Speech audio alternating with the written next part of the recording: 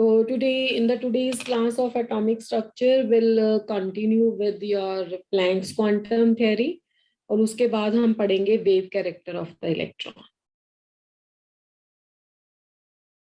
तो बेटा last class में हमने देखा था कि इलेक्ट्रोमैग्नेटिक रेडिएशंस कैसी होती हैं, इलेक्ट्रोमैग्नेटिक स्पेक्ट्रम कैसा होता है, और इलेक्ट्रोमैग्नेटिक रेडिएशन की क्या प्रॉपर्टीज हैं, उनकी कैरेक्टरिस्टिक क्या है। तो अब इलेक्ट्रोमैग्नेटिक रेडिएशंस का कैरेक्टर कैसा होता है। देखो, जो आपकी इलेक्ट्रोमैग्नेटिक रेडिएशंस हैं, उनके नाम में रेडिएशन है, तो इस पे तो किसी को कोई डाउट ही नहीं है ना कि रेडिएशंस तो वो है ही है। इलेक्ट्रोमैग्नेटिक रेडिएशंस, तो इलेक्ट्रोमैग्नेटिक रेडिएशंस में वेव लाइक कैरेक्टर तो होता ही है, इसमें कोई प्रॉब्लम नहीं है। उनका वेव लाइक कैरेक्टर होता है, और ये जो वेव लाइक कैरेक्टर है उसको जस्टिफिकेशन के लिए बहुत सारे फिनोमिनाज हैं। अब देखो, इलेक्ट्रोमैग्नेटिक रेडिएशंस में रिफ्लेक्शन होता है, या जो भी आपके हैं री डिस्पर्जन होता है। ये सब आप अपना 12th में भी पढ़ोगे, ऑप्टिक्स में, फिजिक्स में। या आपका इंटरफेरेंस होता है, ठीक है, डायाफ्रेक्शन होता है।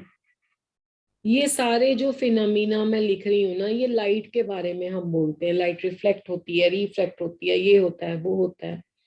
तो लाइट मतलब वेव तो है ही है ना, वेव का तो कोई प्रॉब्लम ही नहीं है कि इलेक्ट्रोमैग्नेटिक रेडिएशंस का जो वेव लाइक कैरेक्टर तो होगा ही होगा। बट इलेक्ट्रोमैग्नेटिक रेडिएशन का एक और कैरेक्टर है जिसको बोलते हैं particle like character.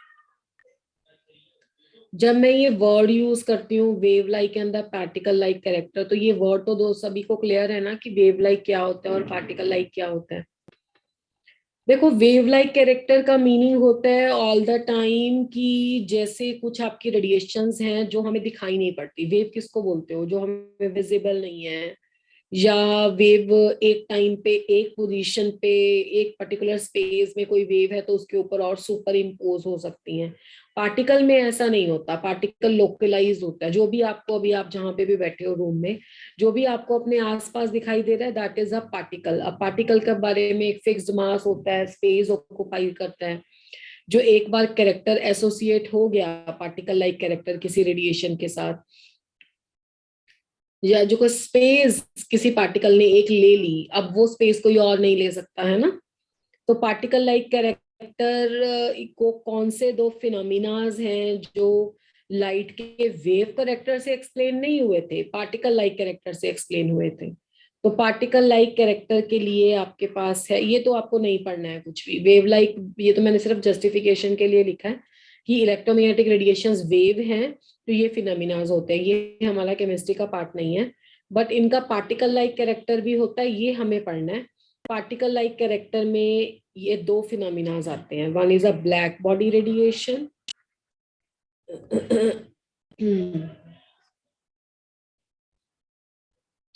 and the second one is the photoelectric effect. Photoelectric effect, these are the two phenomena जो पार्टिकल लाइक कैरेक्टर ने एक्सप्लेन किए थे, और वेव लाइक कैरेक्टर के ये फेलियर हैं। तो सबसे पहले हम थियोरी पढ़ेंगे कि कौन से साइंटिस्ट थे जिन्होंने लाइट के पार्टिकल लाइक कैरेक्टर को डेमोन्स्ट्रेट किया। तो उसके लिए सबसे पहले हमारे पास Planck's theory. Planck's quantum theory of electromagnetic radiations. देखो, इसके नाम में भी क्वांटम है ना। क्वांटा हमने कहाँ पढ़ा था? बोहर के मॉडल में, क्वांटाइजेशन वहां पे सीखा था। तो regarding the Planck's quantum theory of the electromagnetic radiation, Max Planck was the name of a scientist. उसने ये थ्योरी दी थी, और मैक्स प्लैंक का क्या कहना था?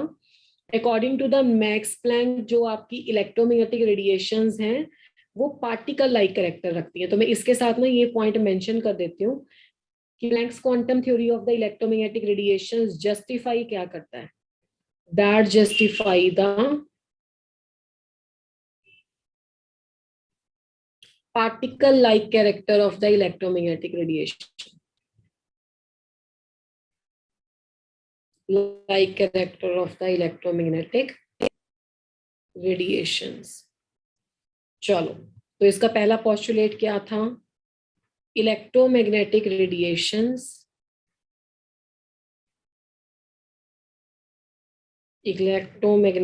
radiations do not emit or absorb the energy continuously, but discontinuously in the form of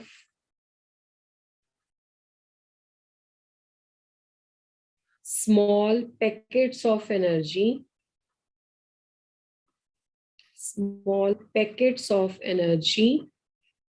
called quanta.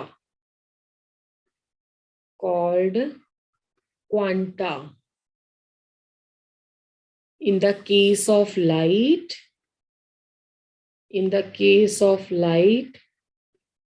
this quantum of radiation, this quanta of the radiations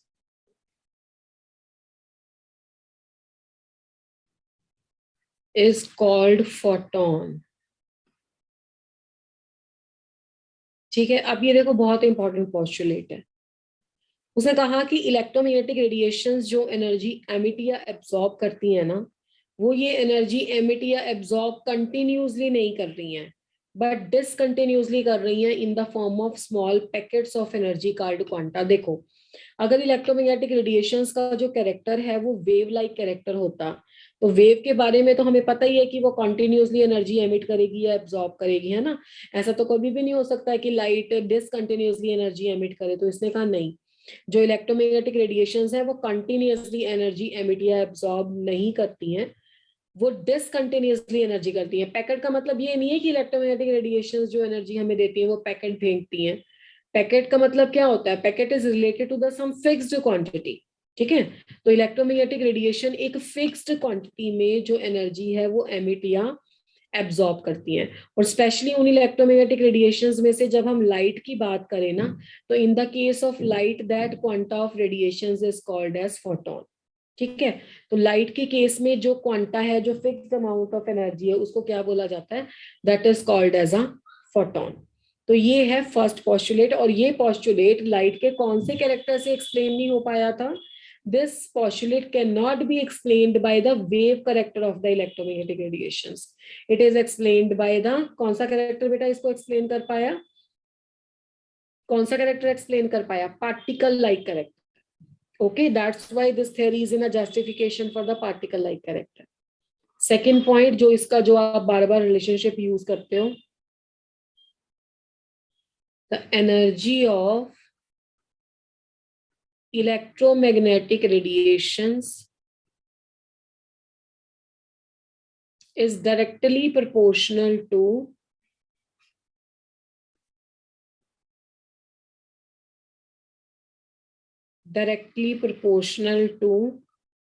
frequency. जो energy है electromagnetic radiations की वो directly proportional है frequency के. E is directly proportional to nu is called here the frequency. और जब इस proportionality को उसने रिमूव किया तो उसकी जगह पे एक कांस्टेंट इंट्रोड्यूस किया. दैट कांस्टेंट का नाम उसने बाय हिज नेम रखा, that is a Planck's constant. This is called as a Planck's constant. और ये प्लैंक्स कांस्टेंट की जो वैल्यू थी वो भी मैंने आपको बताई है, 6.626 into 10⁻⁻34 जूल सेकेंड. तो ये इसने सेकेंड पोस्टुलेट दिया. जो एनर्जी होगी इलेक्ट्रोमैग्नेटिक रेडिएशन की वो इस तरह से डायरेक्टली प्रोपोर्शनल होगी फ्रीक्वेंसी के. द थर्ड पॉइंट इज जो इलेक्ट्रोमैग्नेटिक रेडिएशंस एक फिक्स अमाउंट में एनर्जी एमिट या एब्जॉर्ब करती हैं, वो जो फिक्स अमाउंट में एनर्जी एमिट या एब्जॉर्ब करेंगी ना, वो एनर्जी होल नंबर मल्टीपल होगी क्वांटा का. तो थर्ड पॉइंट क्या हो गया? Energy is emitted or absorbed in the whole number multiple of quanta. Whole number multiple of quanta. जो इलेक्ट्रोमैग्नेटिक रेडिएशंस की एनर्जी एमिट या एब्जॉर्ब हो रही है ना, वो कैसे एमिट या एब्जॉर्ब हो रही है? Whole number multiple of quanta. मतलब जो आपकी एनर्जी का एक्सप्रेशन जाएगा ना, वो ऐसे जाएगा E is equal to n h nu, जिसमें n की फ्रैक्शनल वैल्यू नहीं हो सकती है, डेसिमल में नहीं लिख सकते हो आप इसे. n क्या होगा? This is 1 2 3 up to so on. इस तरह से n की वैल्यू हम यहाँ पे सब्स्टिट्यूट करेंगे. अगर n की वैल्यू 1 हुई तो 1 एच न्यू हो जाएगा और उसको बोला जाएगा 1 फोटोन. n की वैल्यू 2 हुई तो that will be 2h nu, that is called as a 2 photons, 3 photon, 4 photon. इस तरह से ऐसा नहीं बोलते हाफ फोटोन, ऐसा पॉसिबल नहीं है. देखो फोटोन भी एक पार्टिकल है जो इलेक्ट्रोमैग्नेटिक रेडिएशंस को बनाता है. जैसे हमने इलेक्ट्रॉन के केस में जब पढ़ा था तो चार्ज का क्वांटाइजेशन पढ़ा था ना. In that case we have read कि इलेक्ट्रॉन के केस में जो आपका इलेक्ट्रॉन है वो क्वांटाइज्ड रहेगा, उसका चार्ज क्वांटाइज रहेगा, फ्रैक्शनल नहीं हो सकता. Q is equal to plus minus N ही हम लिख के चले थे. तो यहाँ पे भी इस तरह आपका जो एनर्जी है इलेक्ट्रोमैग्नेटिक रेडिएशन की, वो हमेशा होल नंबर मल्टीपल रहेगी क्वांटा का. यानी कि h इंटू न्यू का होल नंबर मल्टीपल होगा n, और यहाँ पे n की वैल्यू क्या आएगी? 1 2 3 अप टू सो ऑन. ठीक है. तो फोटोन वो पार्टिकल है जो लाइट को बनाता है, जो इलेक्ट्रोमैग्नेटिक रेडिएशन को बनाता है. मतलब यहाँ पे भी पार्टिकल लाइक कैरेक्टर है, इसको कार्पास्कुलर कैरेक्टर भी लिखा होता है. कार्पास्कुलर कैरेक्टर मतलब particle like character of the radiations. Photon के बारे में बात करते हैं. तो ये 3 पोस्टुलेट दिए इलेक्ट्रोमैग्नेटिक रेडिएशंस के बारे में प्लैंक ने. तो प्लैंक ने ये जस्टिफाई किया था कि जो आपकी इलेक्ट्रोमैग्नेटिक रेडिएशंस हैं वो रखती है कैसा कैरेक्टर? Particle like character. ठीक है. देखो वेव लाइक कैरेक्टर तो है ही है, अगर रेडिएशंस है तो वेव लाइक तो है ही है, बट उनका भी कैसा कैरेक्टर होगा? डुअल कैरेक्टर होगा. तो अब हमें ये आइडिया हो गया कि जो इलेक्ट्रोमैग्नेटिक रेडिएशंस हैं आपकी, उनमें होता है डुअल कैरेक्टर. और ये जो आपका डुअल कैरेक्टर है ये वेव लाइक भी होता है और पार्टिकल लाइक भी होता है.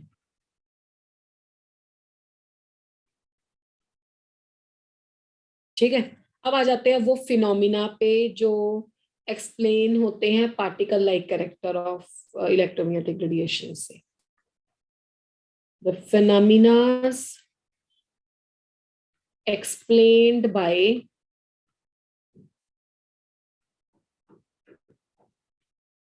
particle like character of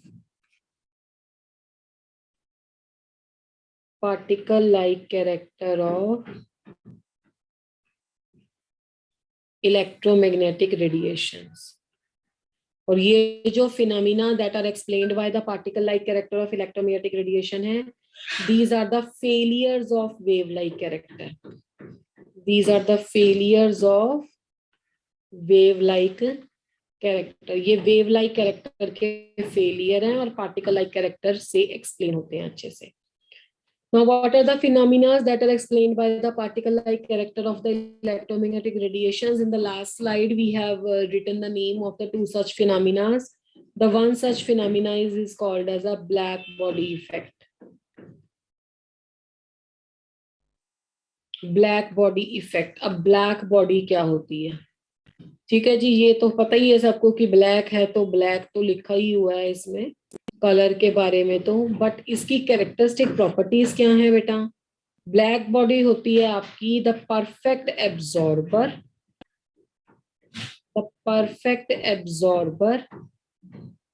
and the perfect emitter. इसका कोई एक्सप्रेशन नहीं करना, बस थोड़ा थ्योरेटिकली ही है. Perfect absorber and the perfect emitter of radiations. ठीक है.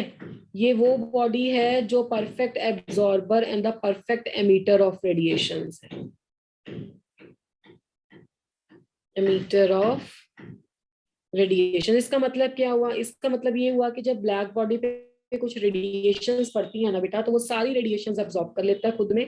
और देखो व्हाइट 7 कलर्स का मिक्सचर होता है, सबको पता है ना, विबग्योर सब जानते हैं. तो जब व्हाइट लाइट पड़ती है तो वो सारी की सारी लाइट एब्जॉर्ब कर लेगा, तो रिफ्लेक्ट क्या करेगा? नथिंग. और नथिंग का मतलब क्या होता है? ब्लैक कलर, है ना। Sum of all the colours is a white and no colour means black, है ना। व्हाइट में से सारे कलर माइनस कर दिए तो सब कलर तो चले गए, तो ब्लैक बच गया। तो इसका मतलब हुआ कि it absorb all the radiations, it absorb all the radiations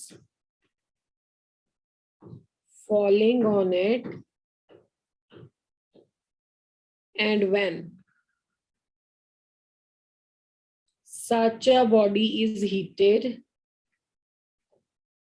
and when such a body is heated, it emit all the radiation. देखो परफेक्ट एब्जॉर्बर क्यों थी? क्योंकि उसने व्हाइट लाइट में से सारे के सारे कलर एब्जॉर्ब कर लिए, तो डिफ्लेक्ट कुछ भी नहीं किया।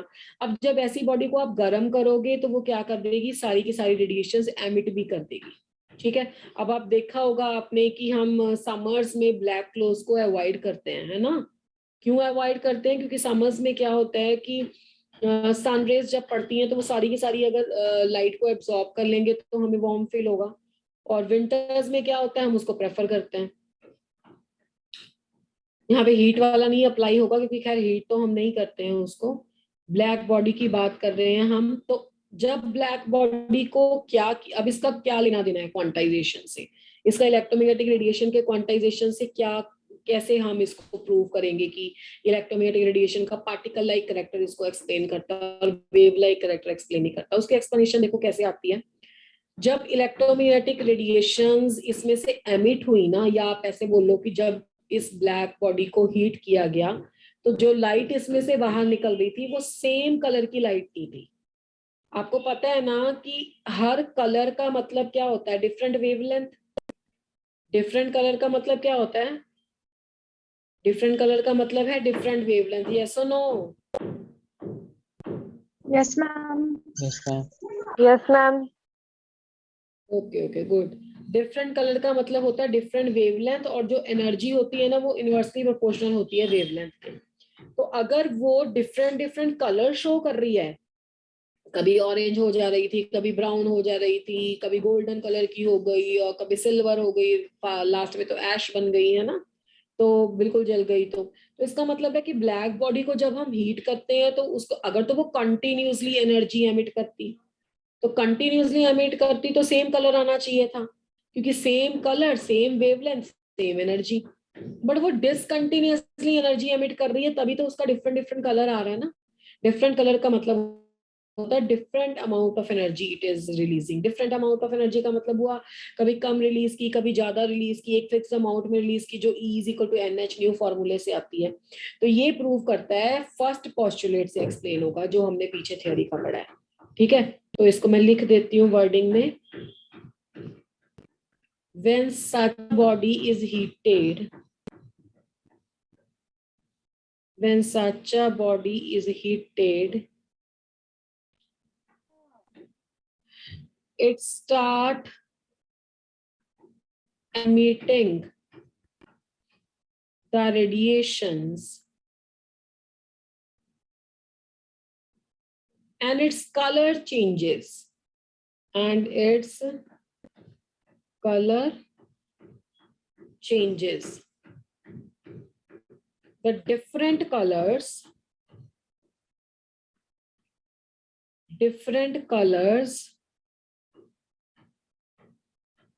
shows that the emitted energy, the different amount of emitted energy,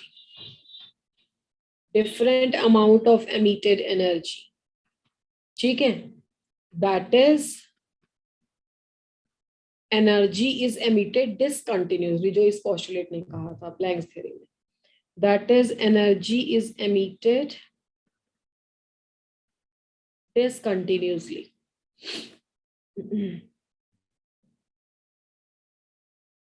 It is explained by the Planck's quantum theory, या it is explained by the, कौन सा कैरेक्टर भाई? particle like character of the electromagnetic radiations. It is explained by the particle like character of the electromagnetic radiation. तो इसको किसने explain किया था? इसको पार्टिकल लाइक कैरेक्टर ने एक्सप्लेन किया था। तो कहने का मतलब ये हो गया कि जो आपकी इलेक्ट्रोमैग्नेटिक रेडिएशंस हैं, इलेक्ट्रोमैग्नेटिक रेडिएशंस डिसकंटिन्यूअसली एमिट हो रही थी इस ब्लैक बॉडी में से, डिसकंटिन्यूअसली एमिट हो रही थी। वो हमें कैसे पता लगा?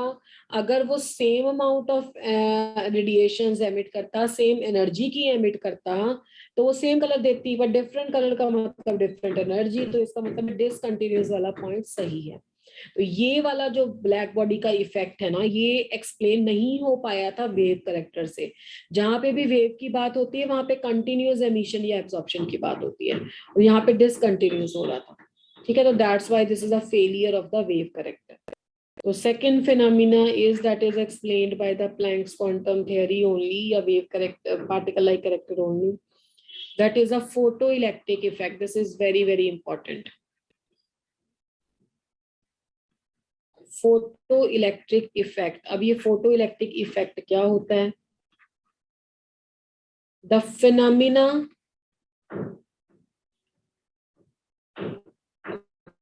of continuous emission, spontaneous, continuous नहीं है, the phenomena of the simple emission, emission of the electron, the phenomena of the emission of the electron from the surface of the metal, from the surface of the metal, when the light of the suitable frequency, when the light of the suitable frequency strikes on it, suitable frequency strikes on it, ठीक है। इसका क्या मतलब हुआ? इसका ये मतलब हुआ कि ये जो फिनोमिना है स्पॉन्टेनियस एमिशन का या एमिशन ऑफ इलेक्ट्रॉन्स का, किसी मेटल का इलेक्ट्रोड बनाया गया, उस पे लाइट डाली गई और एक पर्टिकुलर फ्रिक्वेंसी की लाइट डाली गई, तब उसमें से इलेक्ट्रॉन बाहर आ गया, है ना जी। जो फिनोमिना है वो फोटो इलेक्ट्रिक इफेक्ट है, और जो इलेक्ट्रॉन इस तरह से एमिट हुए थे ना, उसको बोलते हैं photo electrons. The electrons so emitted are called as photoelectrons. अब देखो यहाँ पे क्या हो रहा है, इस वाले फिनोमिना में तो पूरा यूज हुआ था प्लैंक्स थ्योरी का। देखो एक टेस्ट ट्यूब ली गई, जैसे कैथोड एक्सपेरिमेंट में स्टार्टिंग में ली थी, उसमें क्या किया गया, 2 इलेक्ट्रोड रख ली मेटल की पत्तियां, इसको कनेक्ट कर दिया पोल ऑफ बैटरी से, negative positive negative positive, tapping की लगा दी और ये ऐसे कनेक्ट कर दी। अब ये जो आपने मेटल की इलेक्ट्रोड बनाई है ना नेगेटिवली चार्ज से कनेक्ट, ये कैथोड है।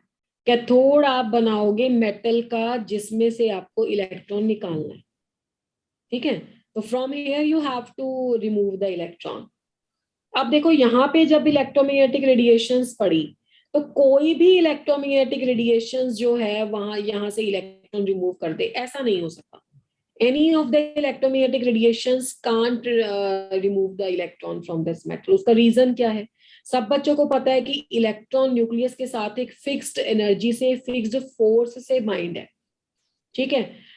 तो इलेक्ट्रॉन न्यूक्लियस के साथ एक फिक्स्ड फोर्स से अगर बाइंड है, तो उसे हम न्यूक्लियस से फ्री करवाना चाहते हैं, एटम से बाहर निकलवाना चाहते हैं, तो that means we have to supply that particular amount of the energy, है ना। कोई भी एनर्जी निकालने से वो कैसे फ्री हो जाएगा? बिकॉज बोहर ने क्या बोला था?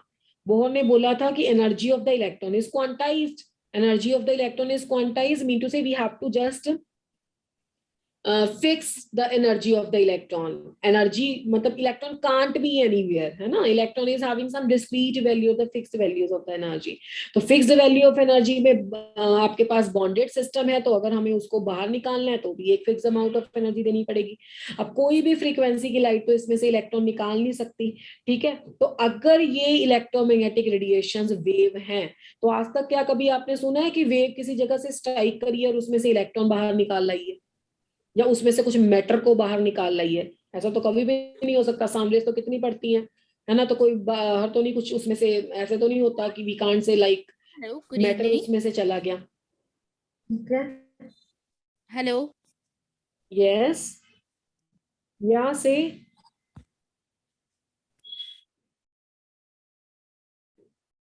everybody please be on mute. तो what would happen in the case of the electromagnetic radiations? अगर आपकी जो electromagnetic radiations हैं, if those radiations would be the radiations only ना, तो वो इलेक्ट्रॉन प्लग आउट नहीं कर सकती हैं, ठीक है। तो हम इलेक्ट्रोमैग्नेटिक रेडिएशंस को अगर पार्टिकल मान के चलते हैं तो they are actually the your electron can come out. और बेसिकली यहाँ पे क्या होता है कि your electromagnetic radiations are made up of the photon. Okay, तो ये मैंने अभी आपको बताया था ना जब थ्योरी लिखी थी, तो ये फोटोन की बनी हुई है। तो बेसिकली इस मेटल के अंदर जो इलेक्ट्रॉन है, तो जब ये इलेक्ट्रोमैग्नेटिक रेडिएशंस उस पर पड़ती हैं, तो ये फोटोन और इलेक्ट्रॉन का आपस में इंटरेक्शन होता है, उनके बीच में कोलिजन होता है, फिर उसके बाद वो बाहर निकल जाते हैं, ठीक है। तो this is what actually it is happening. और ये सारा क्वांटाइजेशन, जहां पे भी क्वांटाइजेशन आ गया वो तो वेव करेक्टर हो ही नहीं सकता, वहां पे पार्टिकल लाइक करेक्टर उसे एक्सप्लेन करेगा। तो यहाँ पे कुछ लॉज हैं जिसको बोला जाता है laws of the photo electric emission.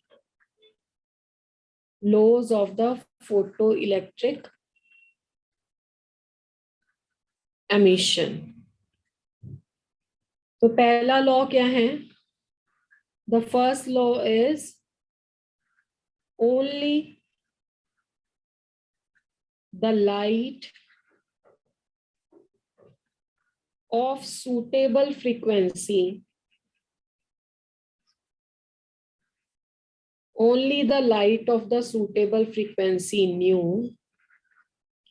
that is greater than the nu naught, that is greater than the nu naught, यानी कि greater than certain minimum amount of frequency, greater than certain minimum amount of frequency, amount of frequency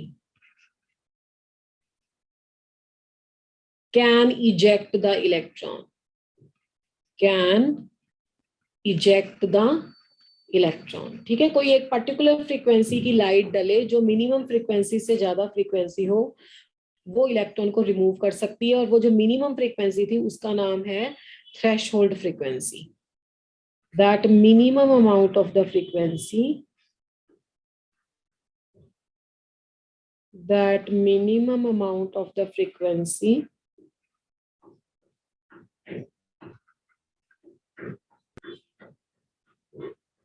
is called threshold frequency.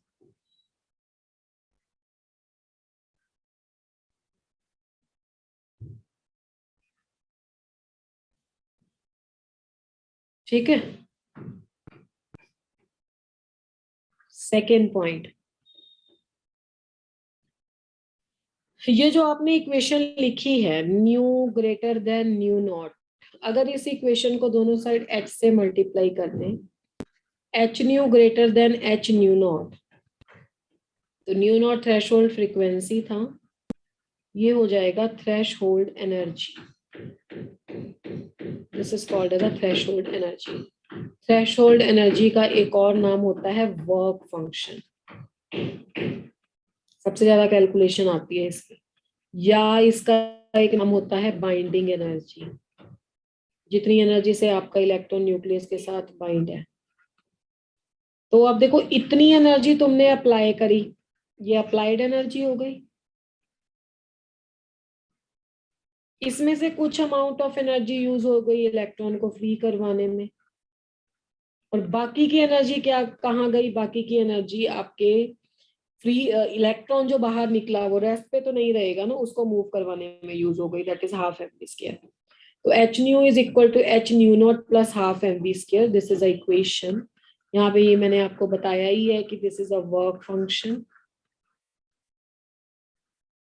And this is the kinetic energy. और ये जो equation आप लोगों ने अभी देखी है, that particular equation is called as a photo electric equation.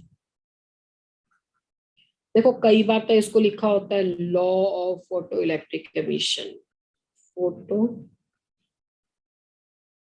Electric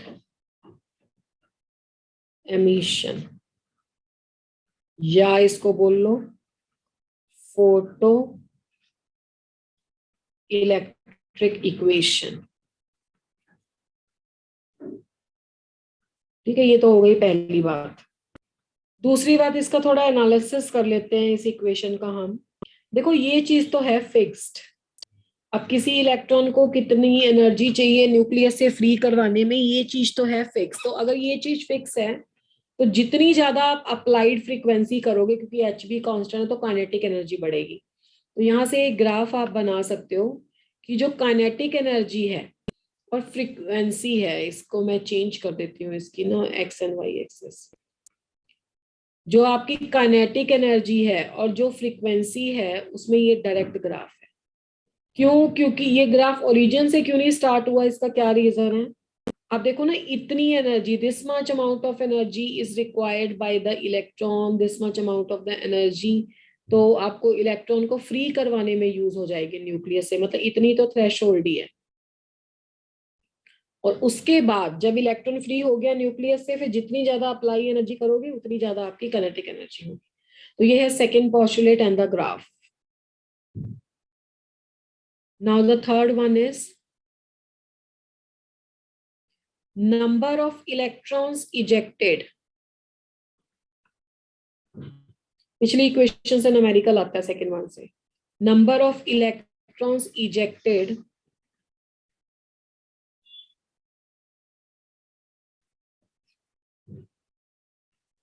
is directly proportional to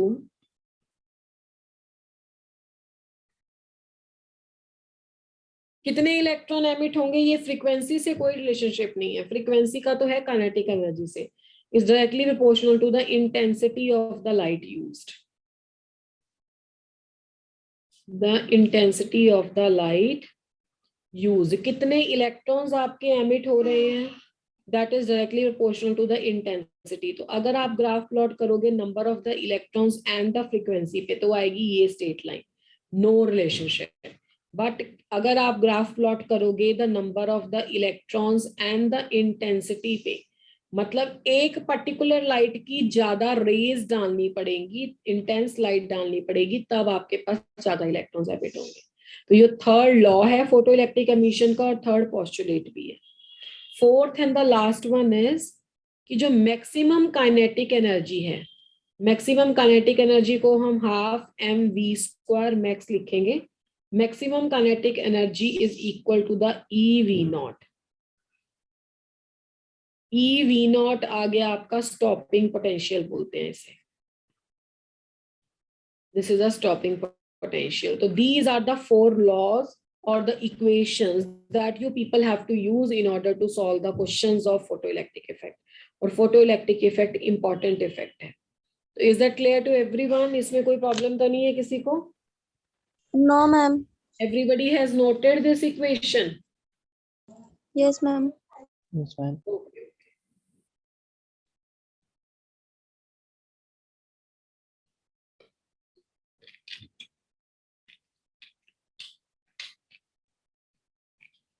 चलिए,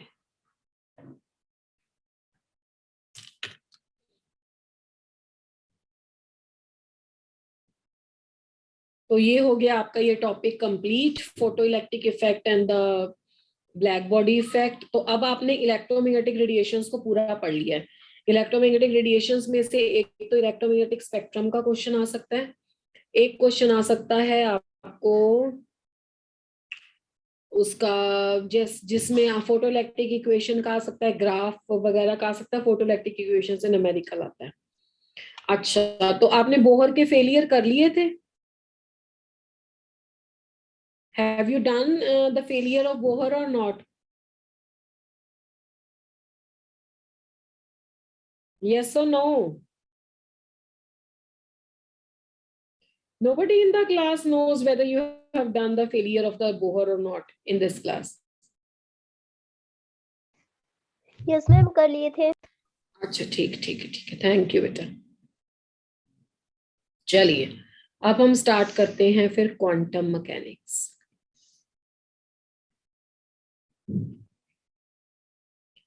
क्वांटम मैकेनिक्स वो साइंस है जो वेव लाइक कैरेक्टर के बारे में डिस्कस करती है। क्योंकि हमने बोहर के फेलियर में लिखा था ना कि बोहर पार्टिकल लाइक सारी चीजों को एक्सप्लेन करता है बट वेव लाइक को एक्सप्लेन नहीं कर पाता। Wave like character of the matter. अभी हमने वेव लाइक कैरेक्टर और पार्टिकल लाइक कैरेक्टर किसके पढ़े थे? रेडिएशंस के। अब किसके हैं? मैटर के, जिसमें सबसे पहला टॉपिक आता है डी ब्रॉगलीज रिलेशनशिप।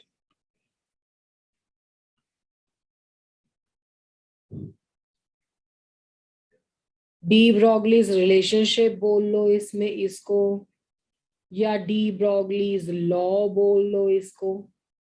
ठीक है, आप देखो क्या कहता है ये। वो कहता है all the material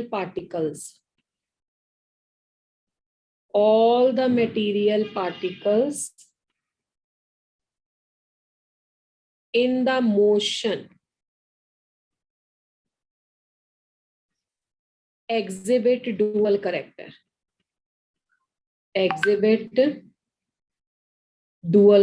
इसका मतलब क्या हुआ? जितनी भी आपके मेटीरियल पार्टिकल्स हैं, मेटीरियल पार्टिकल फिर से वही बात जो आपको दिखाई पड़ रहे हैं, है ना? जब वो मोशन में होते हैं तो उनके बीच में डुअल करेक्टर होता है। दैट इज द, वो आप डुअल करेक्टर के बारे में आप जान चुके हो। That is the wave like and the particle like. मतलब देखो, पहले क्या पढ़ रहे थे हम कि वेव्स भी पार्टिकल होती हैं। अब हम किस बात पे आ गए कि पार्टिकल नेचर वाला मैटर भी वेव कैरेक्टर रखता है। ठीक है, तो all the material particles in the motion exhibit the dual character, that is the wave like and the particle like. बेटा, इस रिलेशनशिप को डिराइव करने के लिए जो आपका साइंटिस्ट था डी ब्रॉगली, उसने दो ऐसे रिलेशनशिप यूज किए जो वेव और पार्टिकल की डुअलिटी को बताते हैं। ठीक है, तो टू रिलेशनशिप्स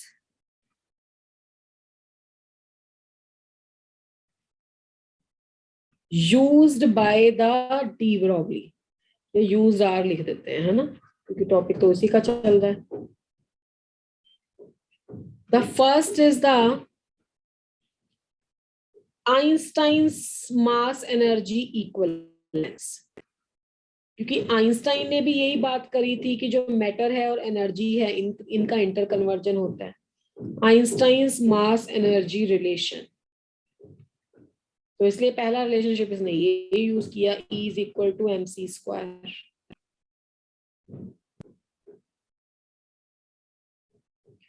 दूसरा जो वेव्स का डुअल करेक्टर बताने वाली इक्वेशन थी, E is equal to H nu. दूसरा इसने यूज किया Planck's quantum theory of radiations. Planck's quantum theory of radiations. तो ये दो इसने यूज किए थे, E is equal to H new.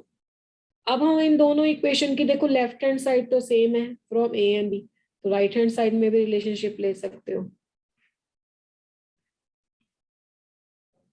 तो from the A and B what we people can take, H nu is equal to mc square.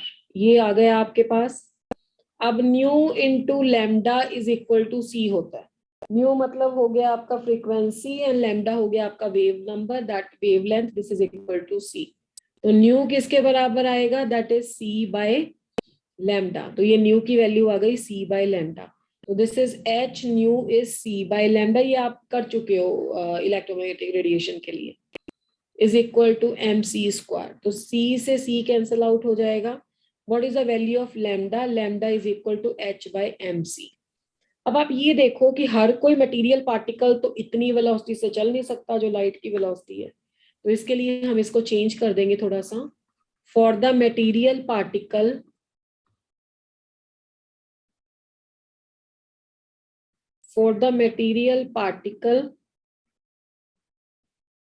of mass m moving with the velocity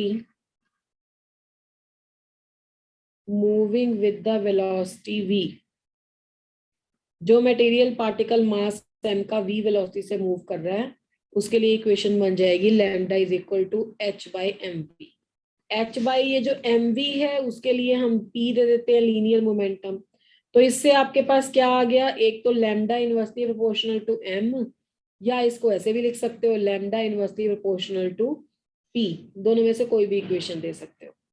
तो यानी कि wavelength associated with the material particle, wavelength का मतलब हो गया wave character. Wavelength किसी की तभी आएगी ना, वो वेव की लेंथ तभी कैलकुलेट करोगे ना जब आपका वो वेव की तरह चल रहा होगा। वेव की तरह पार्टिकल चल रहा है तो इसका मतलब उसमें वेव करेक्टर है। ठीक है ना? तो यही तो इसने कहा है कि मटेरियल पार्टिकल जब चल रहा है तो उसके पास डुअल करेक्टर होता है। तो wavelength associated with the material particle is inversely proportional to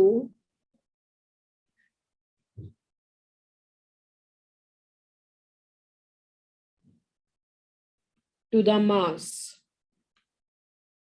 Wavelength associated with the material particle is inversely proportional to the mass. जो वेवलेंथ है आपकी मटेरियल पार्टिकल के साथ एसोसिएटेड, वो इनवर्सली प्रोपोर्शनल मास की होती है। Is that clear? Yes ma'am. इसलिए तो हम जो बड़े पार्टिकल्स हैं, जो बिगर पार्टिकल्स हैं, we can't see them flying, हमें वो उड़ते हुए दिखाई नहीं देते। और उसके पीछे रीजन क्या होता है? उसके पीछे रीजन ये होता है कि उनका मास बहुत ज्यादा है। ठीक है? तो इसका ये मतलब नहीं है कि उनमें वेव करेक्टर नहीं है, इसका मीनिंग ये है कि मास बहुत ज्यादा है। अभी आप चाहे न्यूमेरिकल करेंगे, उसमें कैलकुलेट करके देखो कि एक इलेक्ट्रॉन को और आपकी बॉल को जो सेम वेलोसिटी से मूव करवा दो, ठीक है, तो भी देखोगे आपकी वेव का जो करेक्टर है या वेव लेंथ है वो बॉल में इतनी कम आ रही है in comparison to the electron, इसलिए हमें बॉल उड़ती हुई नहीं दिखाई देती है। ठीक है? और इसका जो सिग्निफिकेंस है,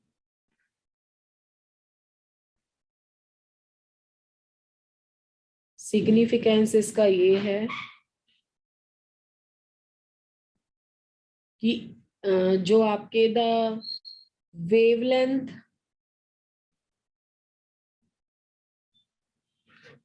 associated with macroscopic moving particles, macroscopic moving particles is so small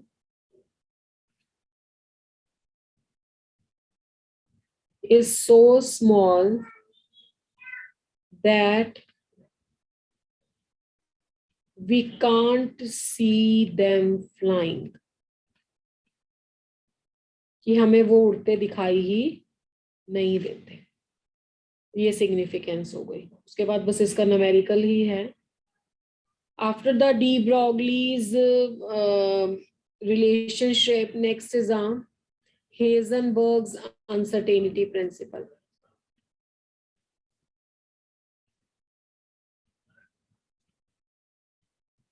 Heisenberg's uncertainty principle. Now regarding the Heisenberg's uncertainty principle, क्या कहता है ये Heisenberg's uncertainty principle?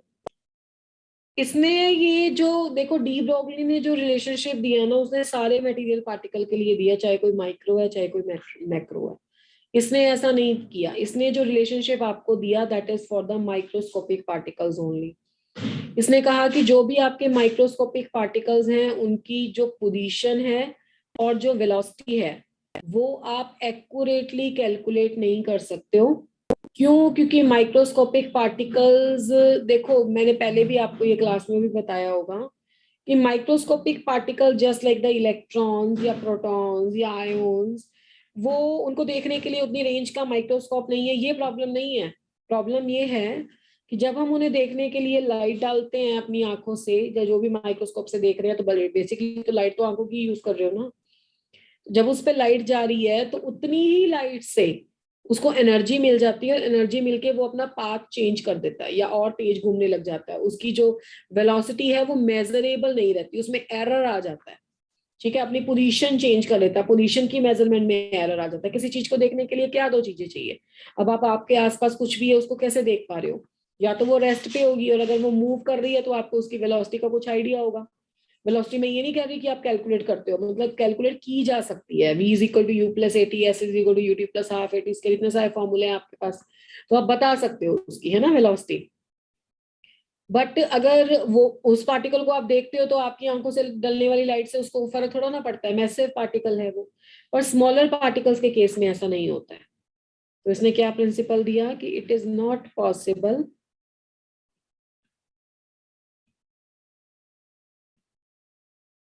To major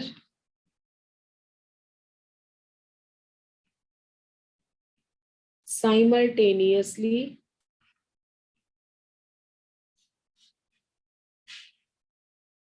both the position and velocity of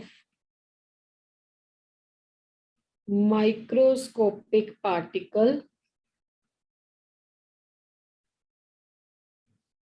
with absolute certainty और accuracy. ठीक है, मतलब ये possible नहीं है किसी भी माइक्रोस्कोपिक पार्टिकल के लिए उसकी पोजीशन और वेलोसिटी को एब्सोल्युटली मेजर करना। मैंने वेलोसिटी लिखा है, कई किताबों में मोमेंटम भी लिखा होता है, वो भी एक ही बात है। क्योंकि मोमेंटम मास इनटू वेलोसिटी होता है, तो मास तो अनसर्टन नहीं होता, उसमें से वेलोसिटी अनसर्टन होती है। तो both the ways of writing are correct. अब इसमें देखो डेल्टा एक्स, उसने बोला this is a error in the measurement of position, error in the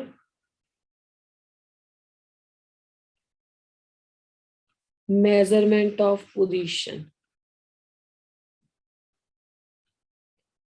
delta p, ये है error in the measurement of momentum.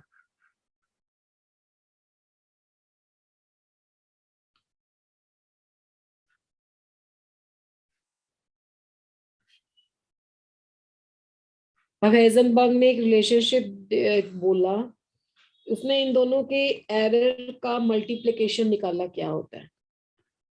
According to Heisenberg's uncertainty principal,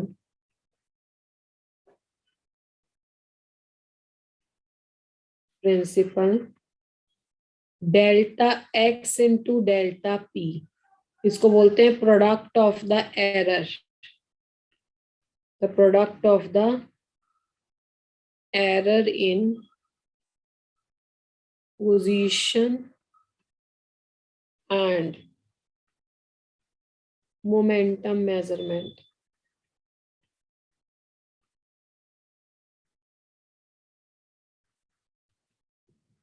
वो आ गया आपका greater than equal to h/4 pi. इसमें बेटा अगर delta x into delta P greater than h/4 pi लोगे, है ना, तो इसमें तो ये तो मैक्सिमम एरर आ गया, और इससे तो हमारा क्वेश्चन सॉल्व ही नहीं होगा। मैथ के हिसाब से चले तो ये बन गया इन इक्वेशन, जिसमें ग्रेटर देन लेस देन होता है। तो delta x into delta p is equal to लेना पड़ेगा h/4 पाई। तो ये आपके पास आ गई मिनिमम अनसर्टेनिटी की वैल्यू, जिससे आपको क्वेश्चन सॉल्व करना है। This is the minimum uncertainty. तो इस इक्वेशन को हम न्यूमेरिकल सॉल्व करने के लिए यूज करेंगे। इसको इलेबोरेट भी कर लेते थोड़ा सा। Delta x into delta P अगर इक्वल टू एच बाय 4 पाई है, तो डेल्टा पी को कैसे सॉल्व आउट करोगे? ये डेल्टा एम इंटू वी हो गया, mass into velocity, is equal to h by 4 pi. Mass constant है, उसको बाहर निकाल लो। m into delta v, this is equal to h upon 4 pi. ठीक है, तो इसमें से delta x into delta v, ये किसकी वैल्यू आ गई? इसकी एच अपॉन 4 पाई एम। और ये आप ओरिजिनल इक्वेशन में भी कर सकते थे, delta x into delta P greater than equal to h by 4 pi की जगह delta x into m delta v और 4 पाई एम ले जा सकते थे उधर। तो ये आ गया। अब इसका कुछ शॉर्ट क्वेश्चन भी पूछे जा सकते हैं। मान लो if the position is measured accurately, है ना, if the position is measured accurately, अगर पोजीशन एक्यूरेटली मेजर हो रही है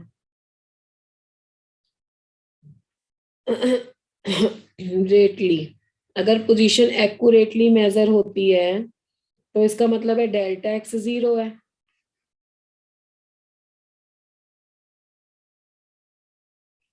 तो डेल्टा एक्स 0 है तो आपके पास क्या आ जाएगा? Delta we infinity.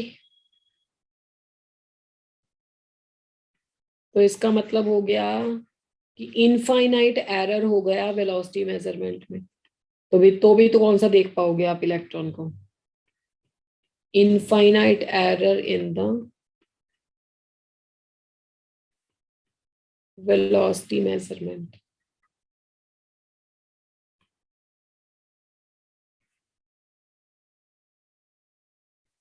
If velocity is measured accurately,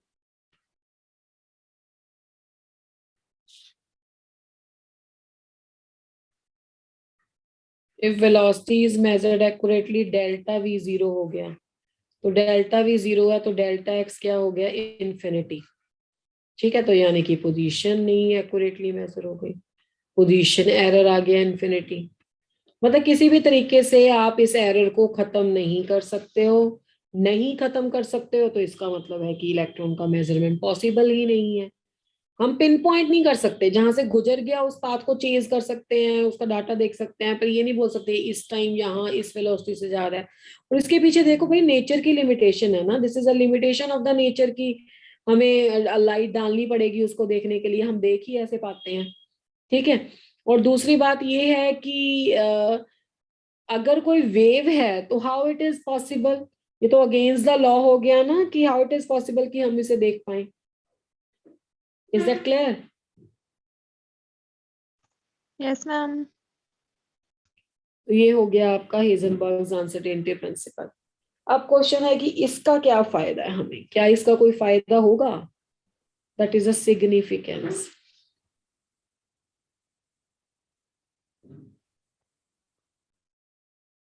The significance of uncertainty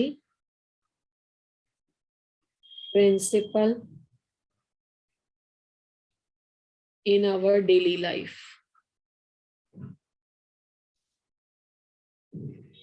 ठीक है, सिग्निफिकेंस क्या है? देखो, अनसर्टेनिटी प्रिंसिपल की हमारी लाइफ में कोई सिग्निफिकेंस नहीं। क्यों नहीं सिग्निफिकेंस? ये कौन सा हमें मटेरियल ऑब्जेक्ट्स पे अप्लाई करना है? मैक्रो, उसने तो बोला माइक्रोस्कोपिक पार्टिकल्स के केस में ऐसा होता है। तो हम कौन सा डेली इलेक्ट्रॉन प्रोटॉन से मिलते हैं या हमें आयन से कुछ लेना देना होता है, तो इसलिए हमारी लाइफ में कोई लेना देना नहीं है इसका। तो आप बोलोगे इसको कैसे लिखोगे? The uncertainty principle, uncertainty principle is applicable to macroscopic particles, macroscopic particles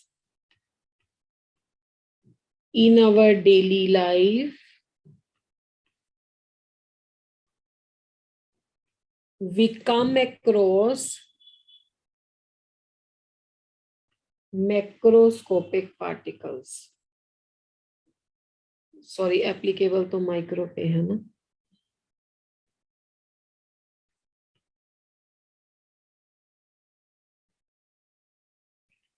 come across the macroscopic particles. So this principle has no utility in our daily life. No utility in our daily life. Correct, beta? Yes, ma'am.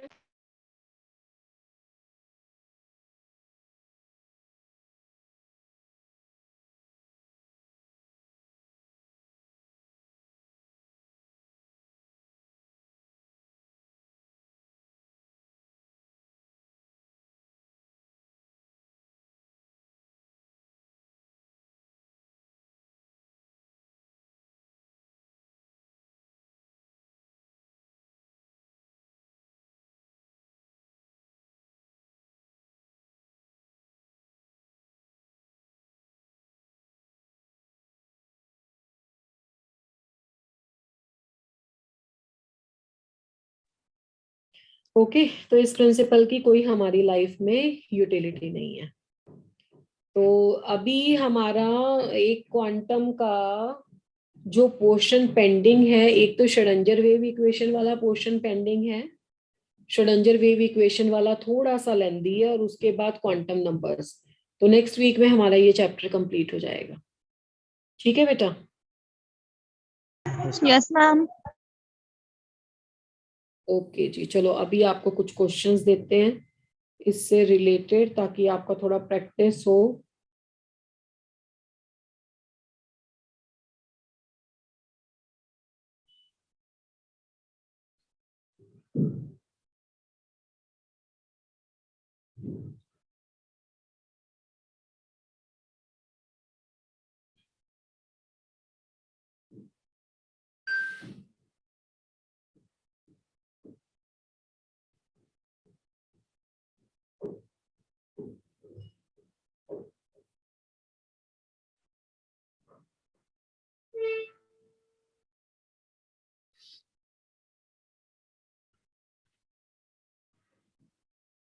de Broglie's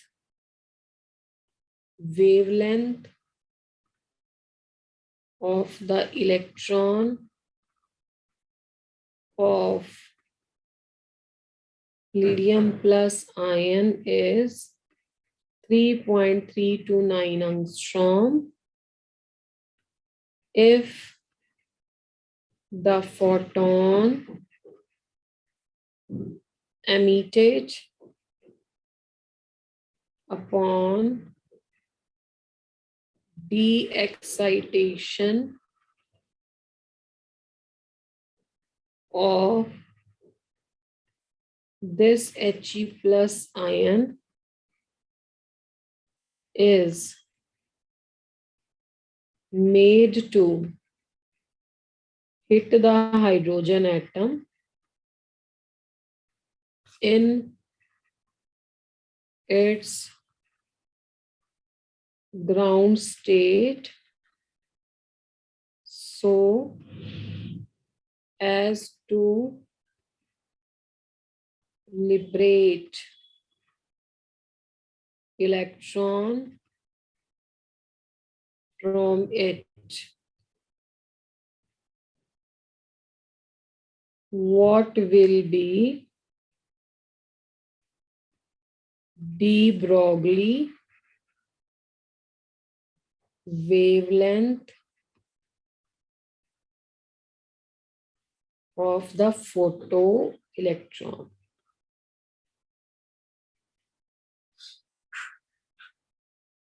solve करना है आपको। 0.1581 angstrom, 6.1518 angstrom। Solve करने में proper time लगाना है, ऐसे नहीं है कि कुछ भी आंसर लिख देना है। 3518 angstrom, 4.1218 angstrom। चलिए try this one out.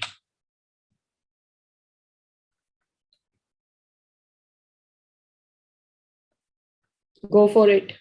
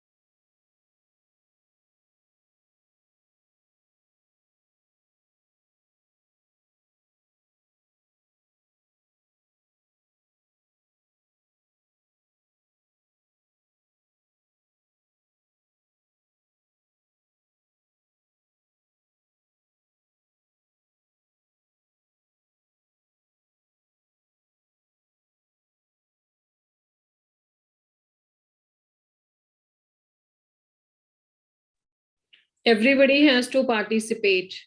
All the time I am seeing only 10 to 15 students are giving the answer, rest are not giving. देखो आज ही किया है हमने ये क्वेश्चन, ट्राई दिस आउट, कौन सा फॉर्मूला लगेगा, check it out. I can understand थोड़ा कैलकुलेशन में टाइम लगेगा, बट करना तो पड़ेगा ना बेटा. Do this.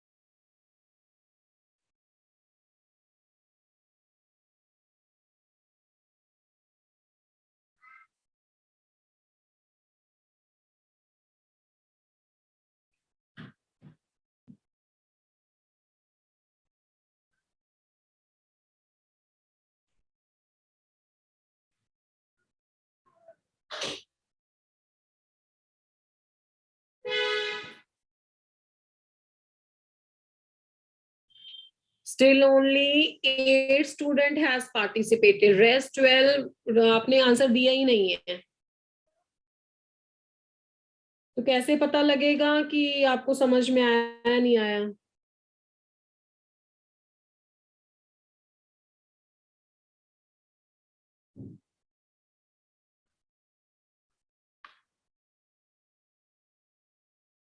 चलिए बताइए कैसे करेंगे इस क्वेश्चन को.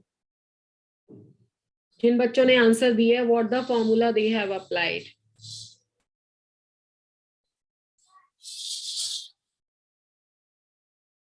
क्या लगेगा बेटा, क्या दिया, क्या हुआ था? The de Broglie wavelength of the electron is this, lambda is this. Lambda is 3.329 angstrom. Wavelength emitted upon the d excitation of this is made to hit this in the ground state. What will be the de Broglie's wavelength of the photoelectron? ठीक है, de Broglie's wavelength दी हुई है. अगर आपको ये wavelength दी हुई है तो आप इससे क्या कैलकुलेट कर सकते हो? पहले तो एनर्जी कैलकुलेट कर सकते हो.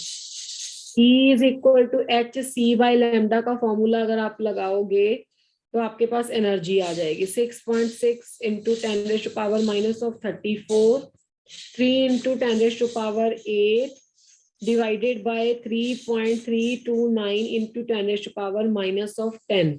तो इससे आपके पास एनर्जी आ जाएगी जिसकी वैल्यू आती है 5.947 इंटू 10⁻⁻16. Yes, -16 joule. अब हमें उसने दोबारा से बोला है डी ब्रोगलीज वेवलेंथ कैलकुलेट करो. ये जो डी ब्रोगली की वेवलेंथ है ये हिट करने के बाद है. देखो हीलियम प्लस आयन की डी ब्रोगली की वेवलेंथ इतनी थी, अब इसके बाद इस पे फोटोन ने हिट भी किया है. तो जब फोटोन ने इसके साथ हिट किया होगा तो इलेक्ट्रॉन और फोटोन के बीच में कुछ कोलिजन हुआ होगा. जब कोलिजन हुआ होगा तो उसके बाद उसकी एनर्जी चेंज हो जाएगी. एनर्जी चेंज हो जाएगी तो उसकी वेवलेंथ भी चेंज हो जाएगी.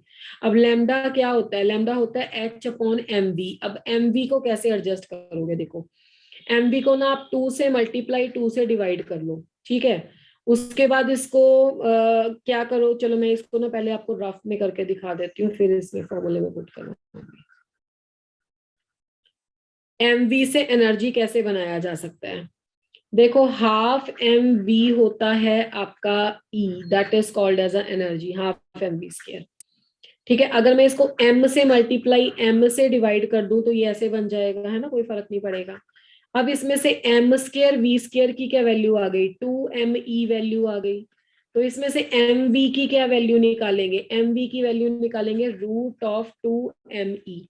तो ये रिलेशनशिप है कि mv की जगह पे हम एनर्जी कैसे सब्स्टिट्यूट कर सकते हैं. This is 2me. अब इसमें आपके पास वैल्यू सारी दे रखी हैं.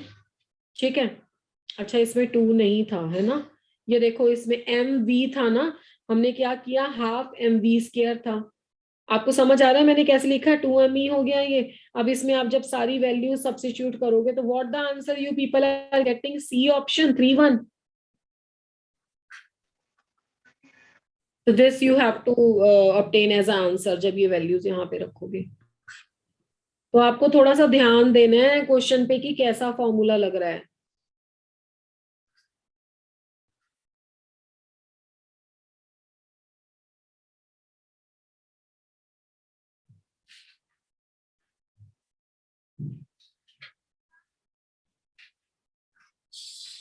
सेकंड क्वेश्चन में if position error is 0, then what would be error in the velocity measurement of electron?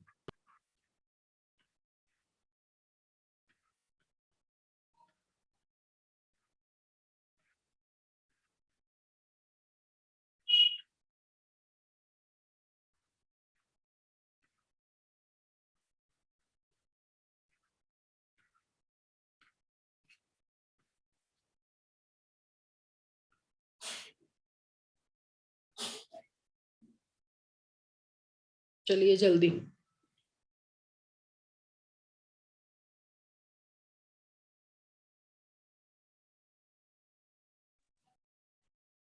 पोल दिखाई दे रहा है आपको? Yes ma'am. Yes ma'am. जल्दी से अप्लाई करो इसका आंसर।